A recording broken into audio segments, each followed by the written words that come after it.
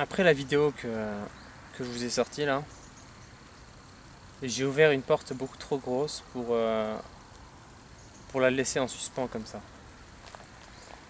Je vais donc vous parler de la binarité forcée de l'être humain et donc de la binarité forcée du monde.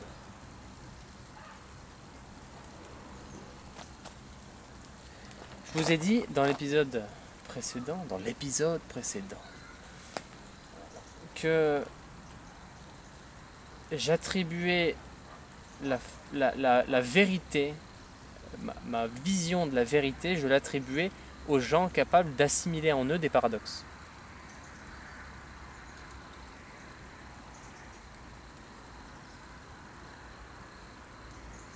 Mais le problème, c'est que, en fait, je vais vous dire pourquoi je pense ça. Parce que l'être humain est né homme ou femme. Il est né de base comme une créature binaire. On a été programmé pour vivre cette binarité. Et après, toutes les luttes que l'on a, toutes ces luttes pour les droits de l'homme et les droits de la femme, et ces manières qu'on a de voir l'homme et de voir la femme dans chaque société, tout cela est venu après. Il n'a rien à voir en fait avec notre essence, car ce sont juste ce sont juste des particularités sociologiques dues à certaines ethnies et dans certains climats écologiques.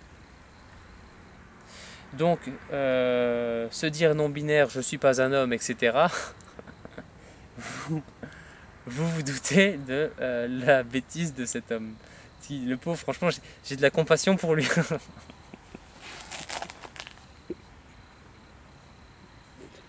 J'ai de la compassion pour lui, putain. Je me sens comme Jésus quand j'observe un gars comme ça, je me dis, oh merde, qu'est-ce qu'on a fait?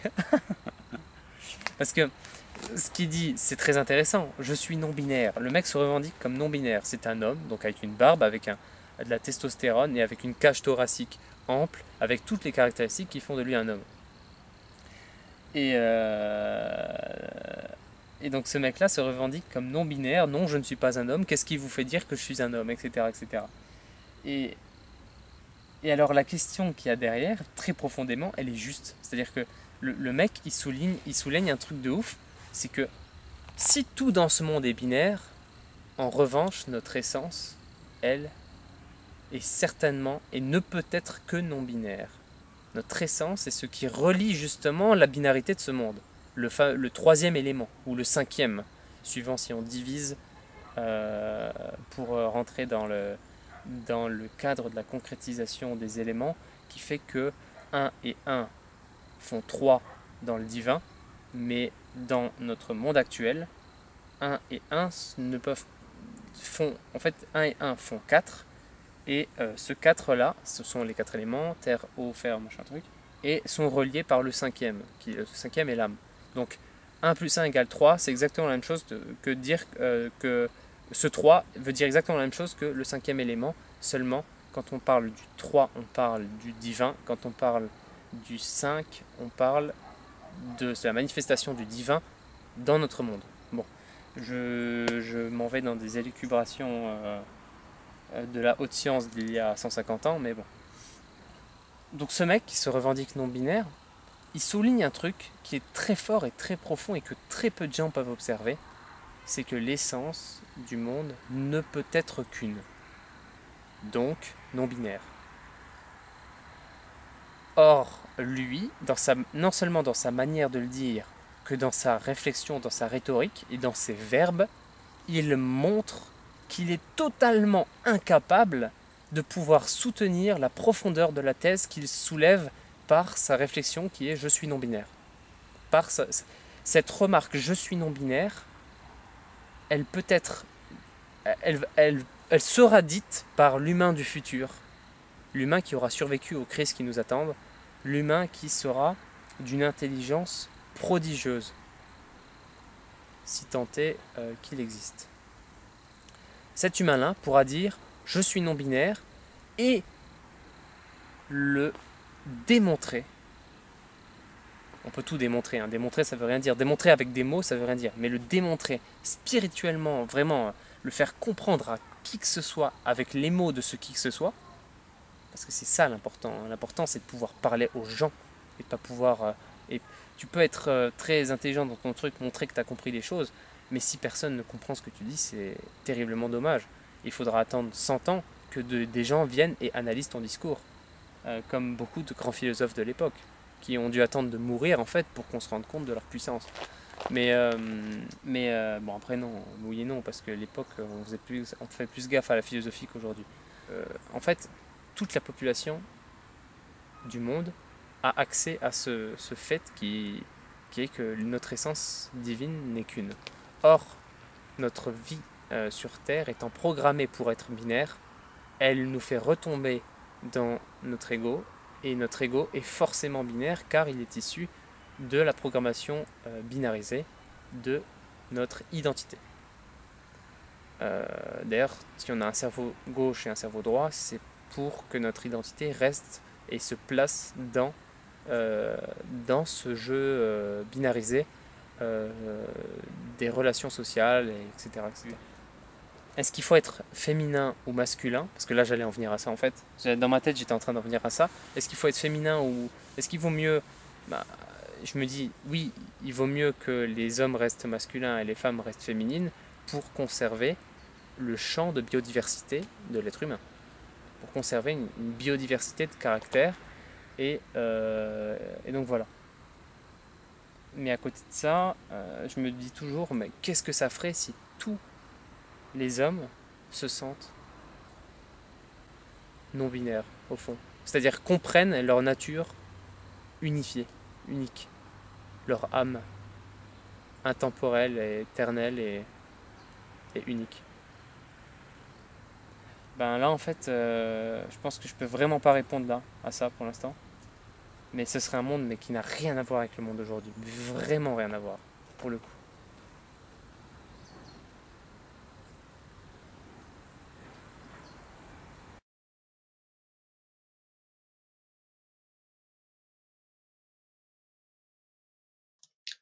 Suite à la vidéo sur les croyances, la vidéo qui se nomme sur ma chaîne Il n'est d'humain qui ne croit pas, même les scientifiques, eh bien, j'ai soulevé un point important.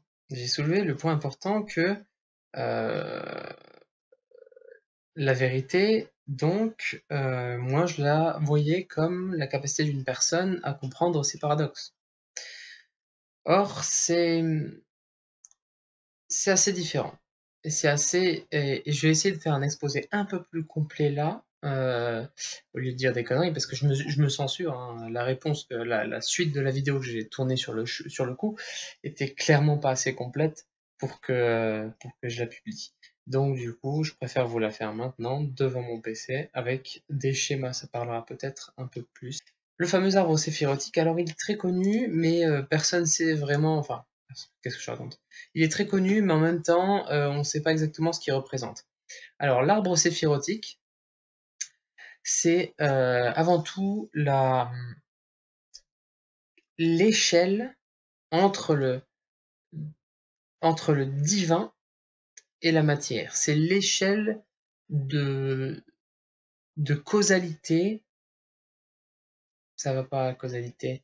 C'est vraiment l'échelle en fait, voilà. Toutes ces boules que vous voyez sont ce qui existe du point de vue, on va dire, plus spirituel, divin. Alors, cette boule tout en bas, c'est Malkout. Malkout, c'est le monde dans lequel on vit, c'est le monde densifié, le monde que l'on perçoit par nos cinq sens. Ce monde est parfait car il est l'émanation directe et en forme de spirale des principes que l'on voit juste au-dessus. Le 9, c'est les fondations, le 8, c'est la gloire, la 7, la victoire, donc nous vivons que pour la gloire et la victoire. Une bactérie, lorsqu'elle bouge pour aller se nourrir, à chaque fois qu'elle se nourrit, c'est une sorte de victoire. Et et cela va permettre à cette bactérie de se développer, donc la gloire, etc. 6, on est sur la beauté. La beauté, comme vous pouvez le voir, est reliée aux 4 bulles aux alentours, parce que la beauté est une résultante en réalité de ces 4 boules-là. Et la beauté aussi reliée par derrière à Malkout, forcément, puisqu'elle elle se voit dans notre monde. Les gens perçoivent la beauté sans savoir exactement ce qui provoque la beauté. Et donc après, on remonte du 6 au 5. Le 5, c'est la force. Et du 5 au 4, c'est la grâce. Donc là, on est vraiment sur 2 grandes composantes de la beauté qui sont plus difficiles à atteindre, qui viennent après les principes de base du vivant, on va dire. C'est vraiment des principes de base, le 7 et le 8. Et donc voilà, la force, la grâce, le tout joue sur la beauté. Et alors après, on monte encore d'un étage, et là, on tombe sur vraiment l'intelligence. Là, on est vraiment sur le cerveau et le haut du cerveau, où on va commencer à voir donc Jéhovah, l'intelligence. Alors comment c'est quoi? C'est Bina, voilà Bina. Et là on a Chokma, et donc Chokma c'est, je lis même pas ce qu'il y a écrit à côté en plus. La sagesse du coup. Et alors voilà, l'intelligence c'est vraiment ce qui va te permettre de comprendre les choses. Bina c'est la compréhension, et Chokma c'est la sagesse au sens être capable de agir justement dans le présent. S'il se passe une situation, ton action sera la plus efficace pour le monde, et pour le faire développer peut-être dans le sens de la sagesse. Et alors, qu'est-ce que c'est que le sens de la sagesse, justement? On en arrive à la fin. Eh bien, c'est Keter. Keter, c'est la couronne. C'est vraiment toucher la couronne, c'est être le plus proche de l'origine même de la création, de ce qui fait qu'on est vraiment sur Terre. En fait, toucher la couronne, toucher Keter, dans notre compréhension du monde, c'est vraiment piger ce qu'est le vivant, en fait. Voilà, c'est être en relation vraiment intime avec, à tel point que par notre parole ne sorte que eh bien, le but du vivant. Donc on pourrait dire par exemple que Jésus, et dans ses paroles, c'était quelqu'un qui avait la couronne, quoi. Il était clairement de ces personnes-là. Et alors, on peut faire des divisions intéressantes, des divisions vraiment intéressantes, et ça nous permet, ça s'appelle les 4 mondes. On a les 4 mondes qui sont en bas ici. Alors, les 4 mondes, en gros, Azéluth, l'émanation, donc c'est vraiment le début de la création. Émanation, ça arrive depuis le vide. Alors, c'est sur l'arbre séphirotique, c'est situé. Hop, on va faire ça comme ça. En noir, s'il te plaît. Voilà. En noir, c'est situé ici. Donc, toute cette partie-là, c'est la partie azéluth. Azéluth, ici. Et donc, cette partie-là, c'est vraiment les archétypes, les concepts, le mental abstrait. Donc c'est vraiment abstrait, hein, le mental abstrait, attention. Donc là, on est sur du symbolisme, on est sur vraiment la compréhension du monde, mais pas forcément de manière rationnelle, plus de manière symbolique. Le but étant de te rapprocher de la vie. La raison ne te rapproche de la vie jusqu'à un certain point. La raison se trouve, regarde, la raison c'est Bina, et elle se trouve en 3 et non pas en 2. En fait, c'est pas la raison qui va te permettre de t'approcher de la vie, même si elle est très proche du point de vue puisque en fait la raison t'amène, d'ailleurs Bina a de la même racine que binaire, hein. Binaire vient de Bina, parce que c'est l'intelligence qui te permet la compréhension des pôles, comment dire, on en parlera après, hein, du principe de genre, du principe de mentalisme, mais en gros, la compréhension du monde ne te permet pas forcément d'agir dans ce monde. C'est pas parce que tu as compris comment les gens fonctionnent que tu es capable d'avoir tes actions en accord avec ce que tu comprends. D'où la supériorité clairement de la sagesse par rapport à l'intelligence. Et la sagesse permet aussi à notre verbe d'être plus exact. Donc voilà, binaire c'est une chose, la compréhension c'est une chose, mais après il faut aller tendre vers la sagesse, quoi. Il faut que les actes suivent. Donc Azilut, c'est le monde le plus proche, le plus subtil, le plus loin, éloigné de la matière, et qui est vraiment l'origine de tout. Par exemple, je vous ai fait une vidéo sur les archétypes il n'y a pas longtemps. Eh bien, la vidéo sur les archétypes, là, elle est vraiment, en fait, le but, c'est de parler de l'humain, mais dans ce monde-là de Azilut, vraiment. J'essaie de parler de l'humain, mais dans sa globalité. Et je me suis dit qu'il y avait 7 archétypes en prenant l'explication des chakras, mais il pourrait y en avoir 9, puisque la numérologie aussi nous explique que bah, le 8 et le 9 ont aussi des significations, et qu'en fait, on pourrait très bien y en avoir 9. Et d'ailleurs, l'approche à 9 archétypes, c'est l'approche Pearl, une approche spéciale qui a un site internet vraiment super intéressant et super détaillé sur l'approche Pearl pour savoir de quel archétype on est parmi ces 9 archétypes potentiels. Et en plus de ça, une personne sur YouTube qui s'appelle Pank et qui a une chaîne YouTube qui s'appelle HNO Hypnose a retranscrit donc l'approche Pearl avec les 9 archétypes possibles humains et a déterminé où se situait leur centre d'énergie dans le corps. Par rapport, encore une fois, et là on en revient sur ce que je disais, le fait est que les archétypes et les comportements des gens résultent directement de là où est employée l'énergie dans leur corps. Et bien, Pank de HNO a très très bien expliqué tout ça, en prenant aussi, en se basant sur l'approche Pearl et en se basant pas sur, comme moi j'ai fait, sur les chakras. Parce que j'ai supposé, parmi mes expériences, que les chakras étaient plus exacts. Mais en fait, ce sont deux choses qui vont ensemble d'une certaine manière, et ça, j'avais pas compris, je pense. Donc encore maintenant, je fais des recherches dessus. Donc voilà, on a le premier monde qui est là. Alors on va passer au deuxième monde qui est du coup Bria, la création, le mental concret et les formes pensées. Donc le mental concret et les formes pensées, en gros, c'est ce monde-là qui nous apprend du coup en fait comment fonctionne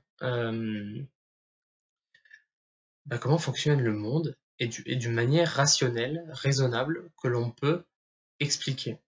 Et alors, forcément, le monde Bria se base énormément sur l'intelligence, et puis plus tard sur la sagesse, pour mettre en œuvre tout ça. Et la sagesse fait le pont directement entre le mental abstrait et le symbolisme, et, du coup, ce monde-là de la création, de la compréhension.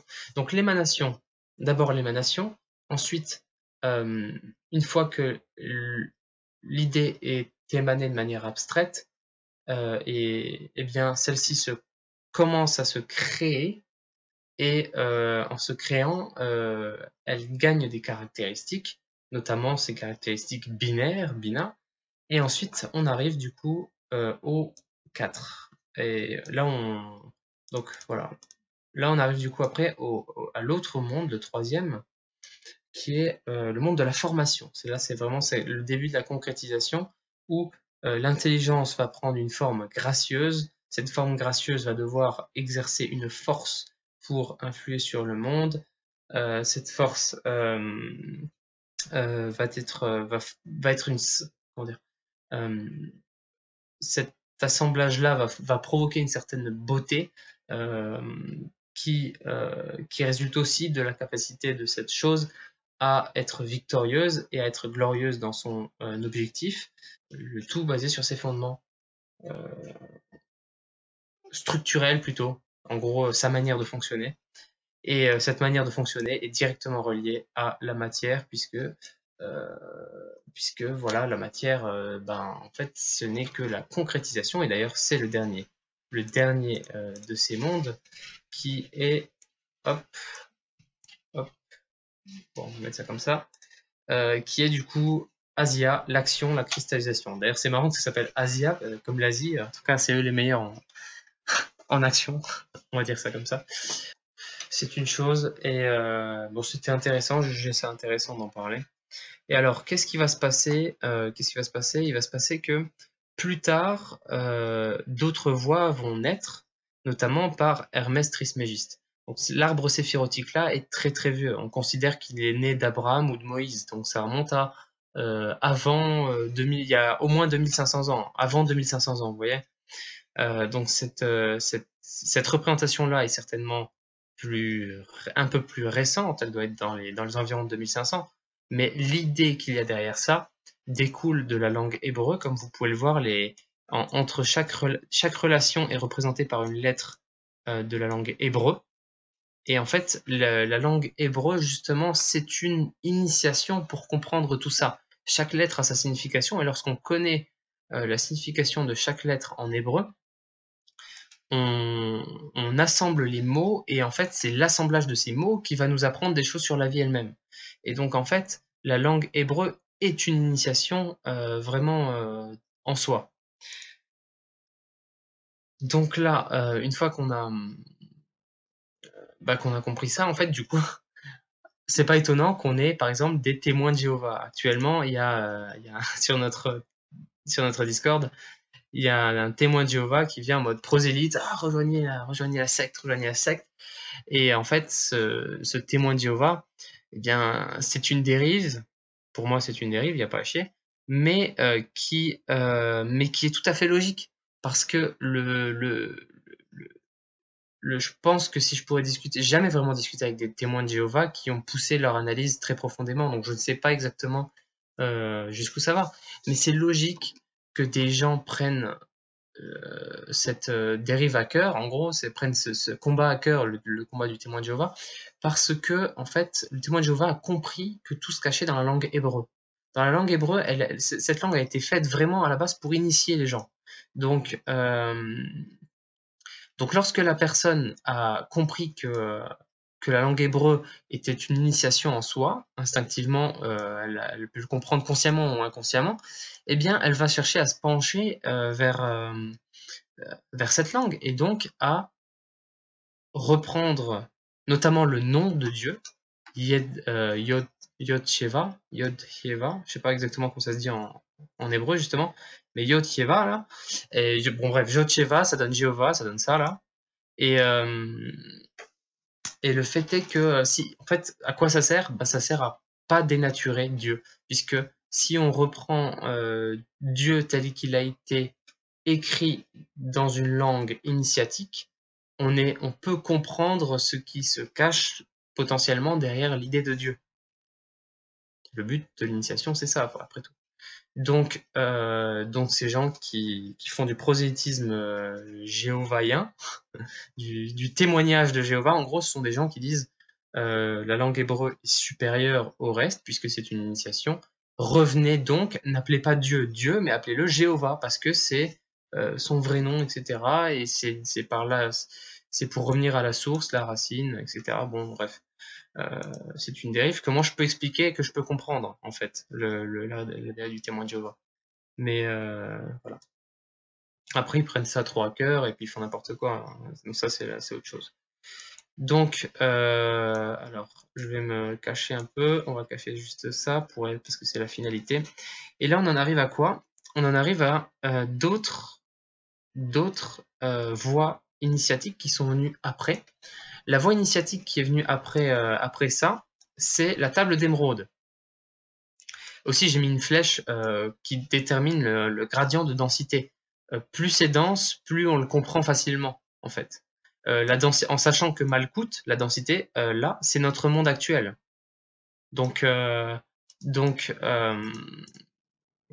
ce Malkout-là, c'est ce qu'on voit, en fait, c'est très facile pour nous de comprendre Malkout. C'est ensuite assez facile de comprendre le troisième monde, donc sur ces 6 séphirotes là. Ensuite, ça devient beaucoup plus dur de comprendre ces 2 derniers séphirotes. Et alors le dernier là, c'est clairement très peu de gens qui peuvent en parler et sans dire de conneries, quoi. Donc voilà. L'échelle de densité, c'est aussi l'échelle de facilité de compréhension de ces éléments qui forment le tout. Parce que l'arbre séphirotique explique comment tout fonctionne. Moi, au début, je pensais que c'était uniquement l'esprit humain qui fonctionnait sur cette base, mais en fait, il a été créé pour expliquer comment tout fonctionne. C'est pour ça qu'en expliquant la gloire et la victoire, je parlais d'une bactérie tout à l'heure. Mais bon, voilà, après, moi, je peux pas vraiment vous prouver tout. Le but étant de je survole tout ça, le but étant de pouvoir comprendre que derrière tout ça se cachent des initiations très sérieuses. Euh, alors, Malkout, comme vous pouvez le voir, il est divisé en 4. Il est divisé en 4 couleurs. C'est parce que Malkout, on le divisait à l'époque sous les 4 éléments suivants, qui sont toujours représentés de la manière suivante, c'est-à-dire feu, triangle vers le haut, terre, triangle vers le bas, air, triangle vers le haut avec une barre, et eau, triangle vers le bas avec une barre. Et alors, ces 4 éléments-là, par leur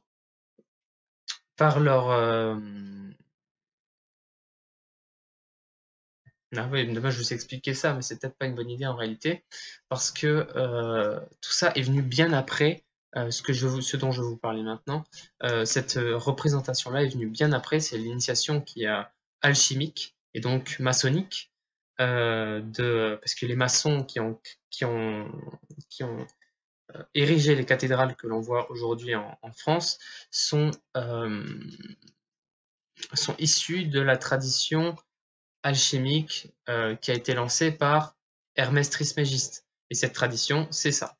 C'est la table d'émeraude d'Hermès Trismégiste et son corpus hermeticum. C'est le texte qui va avec, en fait. Et alors, ce sont des textes qui expliquent comment fonctionne la vie, comment fonctionne qui sont complètement une initiation en soi encore. Hein. On est vraiment sur le but, c'est de te faire comprendre pourquoi est-ce que tu es là, quoi. Et donc, du coup, l'initiation par Hermès Trismégiste, par la voix d'Hermès, c'est vraiment comprendre les 7 principes qui forment toute chose vivante, les voilà, et comprendre aussi historiquement par le corpus hermeticum et donc ces analyses et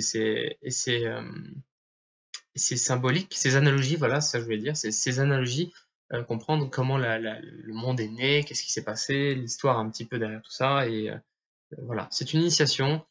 Et là, on en vient au principe du genre, qui à la base était le but de la vidéo, vu que je voulais juste dire, franchement, à la base, je voulais juste dire que il existait du féminin et du masculin dans tout ce que l'on observe.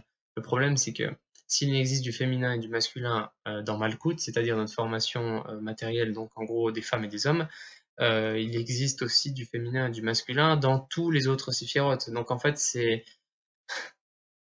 tellement, c'est tellement prise de tête. C'est vraiment tellement prise de tête. Mais du coup,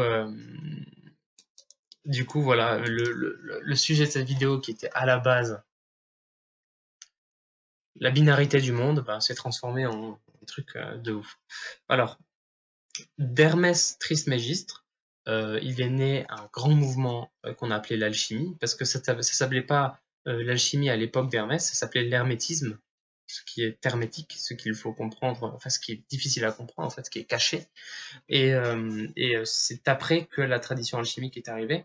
Et la tradition alchimique, en fait, elle a inventé ces symboles-là. Donc ça vient bien d'après, en fait, les symboles air, feu, terre, machin.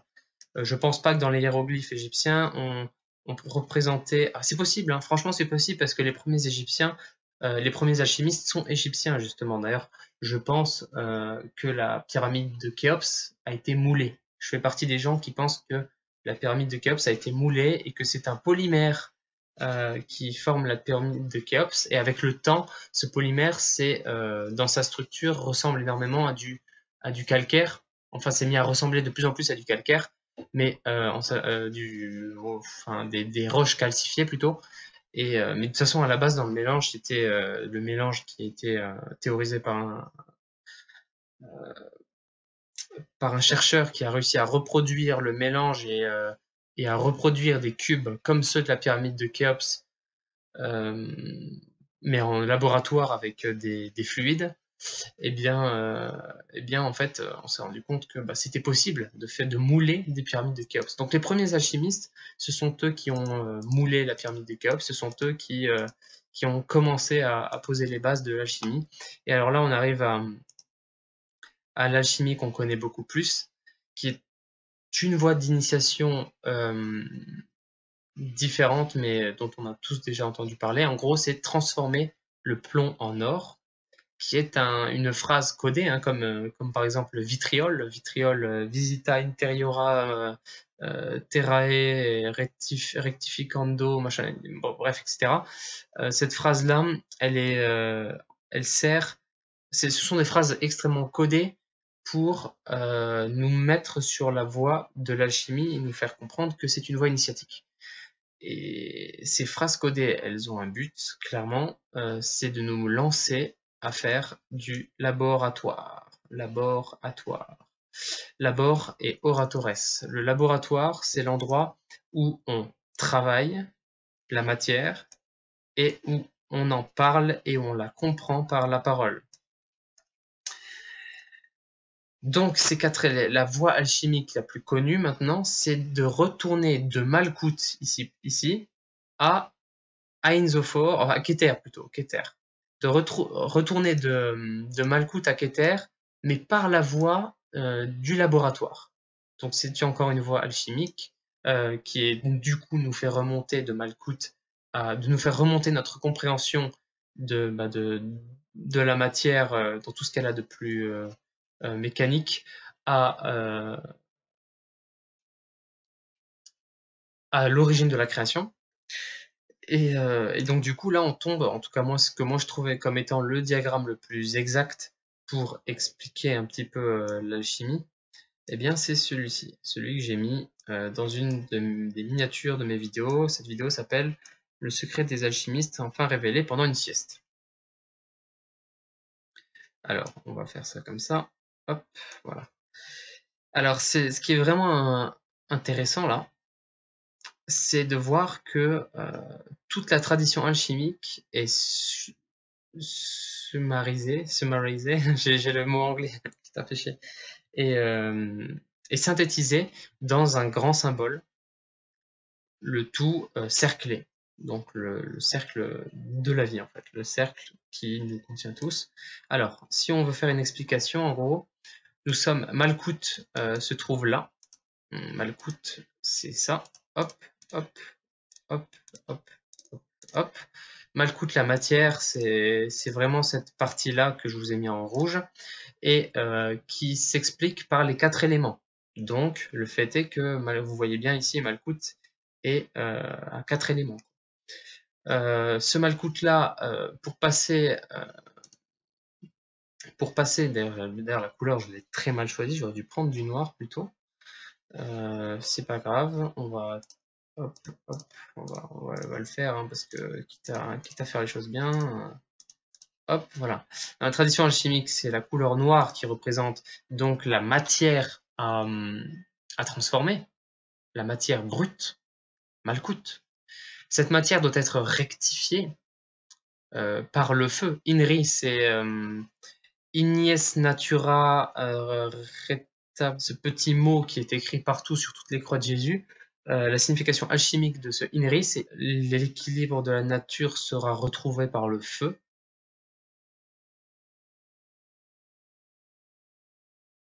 Parce que ce qui permet du coup de passer de la matière brute eh bien, à la matière en voie de construction, eh bien, c'est le feu justement. C'est le feu et le feu va permettre donc le soufre.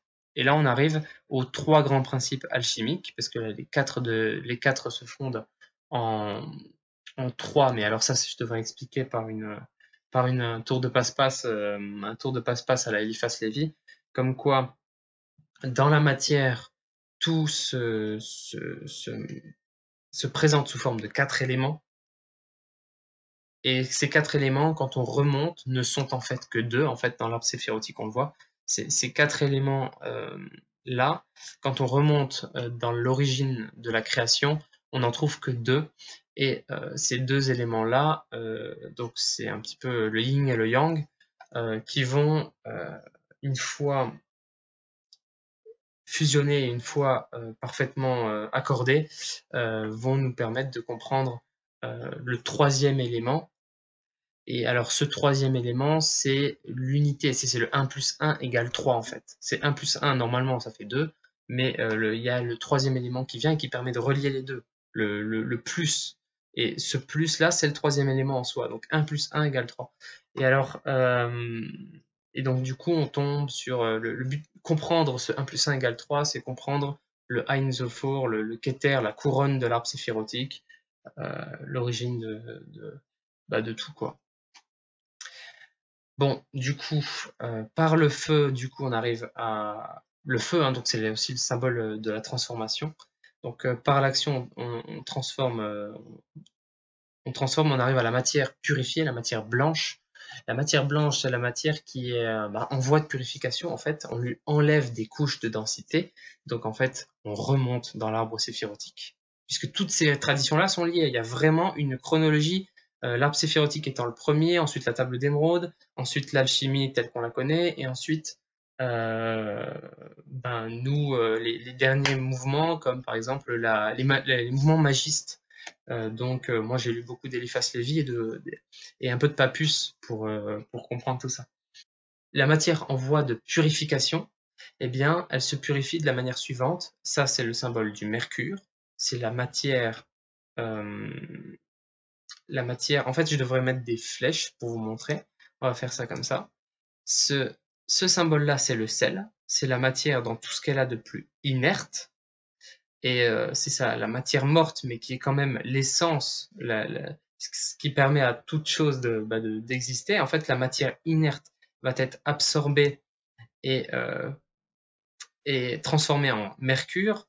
Et c'est le feu qui va permettre à cette matière-là, donc le feu du soufre, qui va permettre à cette matière-là de se faire transformer par le mercure. Or, le mercure, une fois transformé, encore une fois par le feu, va donner l'évolution.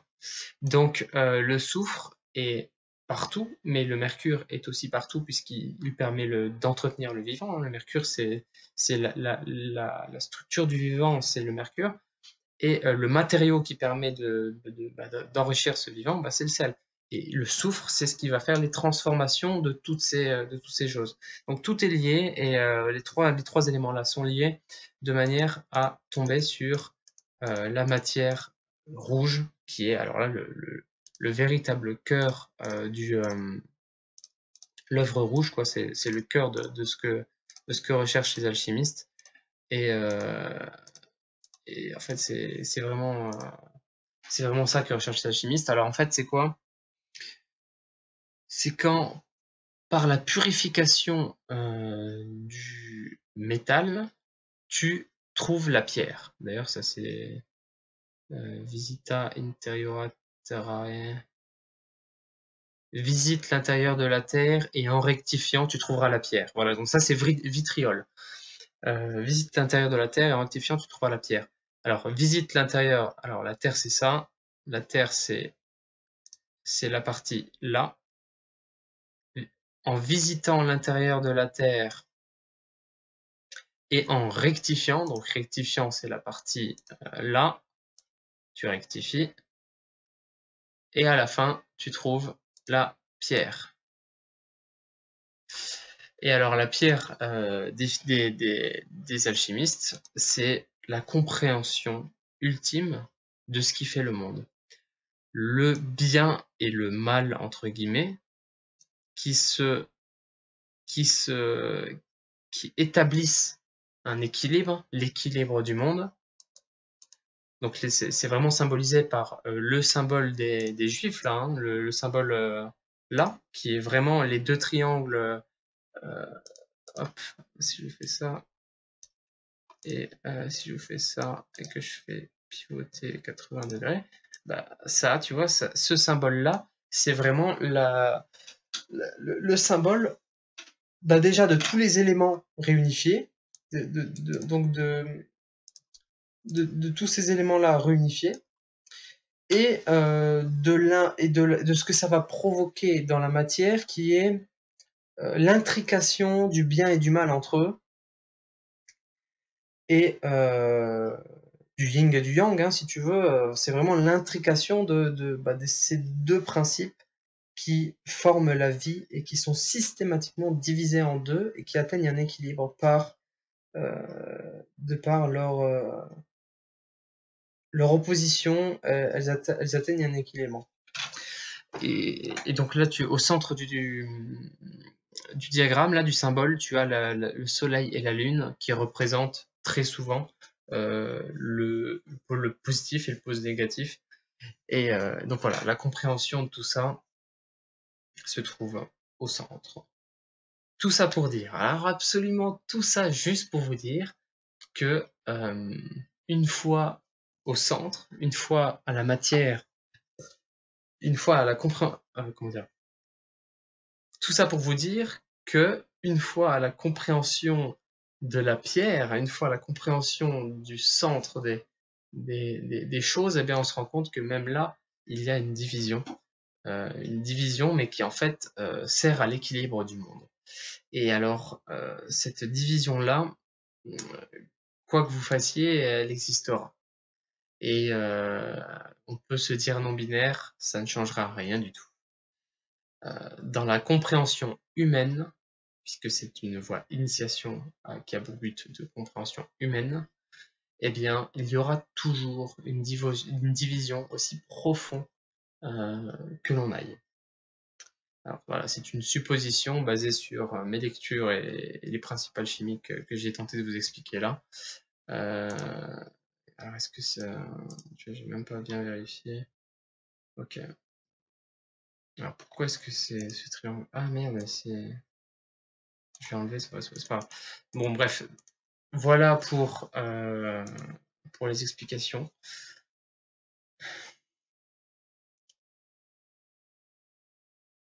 Mais il y a une chose qui est importante à dire. Dernière chose, c'est que... Hop, remplissage, hop,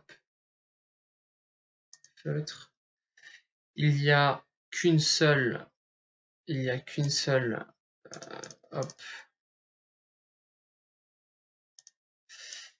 Il n'y a qu'une seule essence divine et il n'y a qu'une seule matière. La matière est fondamentalement, même si elle est divisée en 4 éléments, elle est fondamentalement une, et l'origine de la création est fondamentalement une.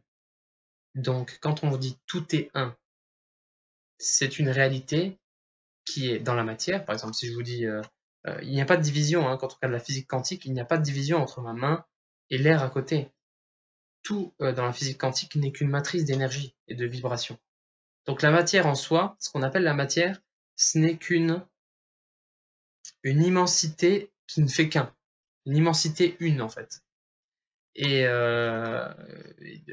plein de vagues d'énergie dans une immensité unifiée.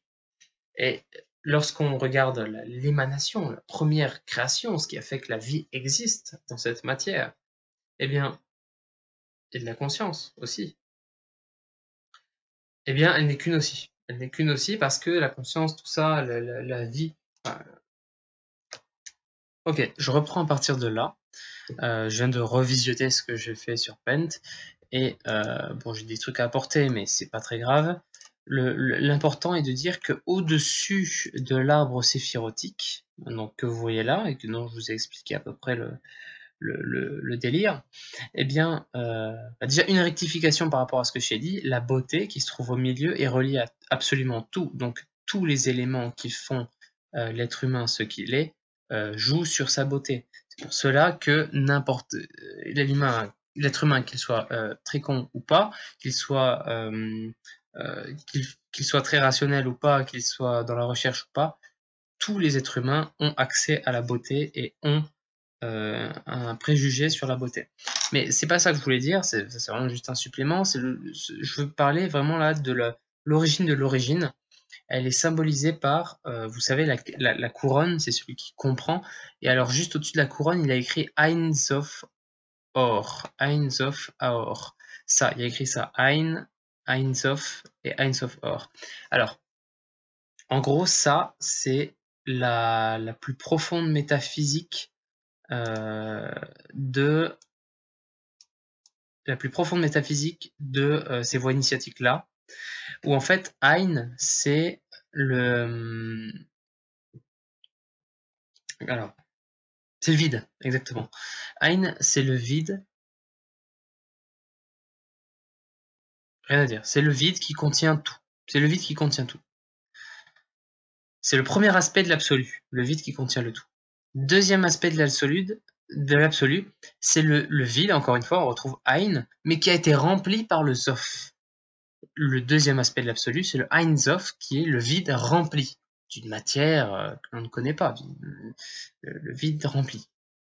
On pourrait dire que c'est l'énergie noire, par exemple, si on veut faire un parallèle bancal avec l'astronomie. Et ensuite, tu as le troisième du coup principe, c'est le Ein Sof Aor, Aor comme l'or des alchimistes, la pierre philosophale un petit peu.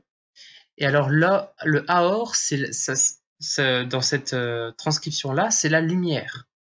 Donc Ein Sof Aor, c'est le vide rempli du Zof, et ce Zof permet au Aor de couler et de s'étendre à la lumière.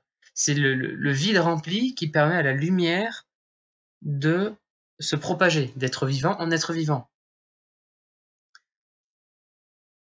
La compréhension de ça, de Aor, notamment du Aor, c'est la pierre finale, c'est la cerise sur le gâteau, c'est l'objectif ultime de l'initiation alchimique, c'est de comprendre la lumière astrale, la lumière qui est le fondement de toute chose vivante dans notre univers. Si je vous remets, j'ai enlevé Paint. Bon, j'ai enlevé Paint. Mais voilà, donc ça c'est vraiment la conclusion finale. Bref, dans tous les cas, ça nécessite des recherches, ça nécessite un peu plus de laboratoire. Je vous souhaite une bonne journée et je vous laisse sur la fin de la vidéo que j'avais tournée à la base. Puisque à la fin, j'ai envie de la conserver parce que... Voilà. Ciao!